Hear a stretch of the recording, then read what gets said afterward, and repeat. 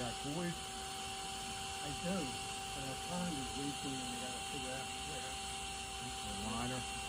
Well, it's a new liner. My neighbor does that across the street down in Townsend. Right?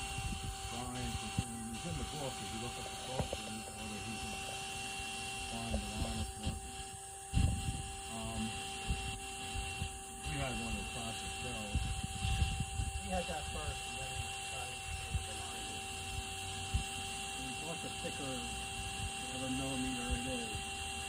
Right. But it's leaking somewhere.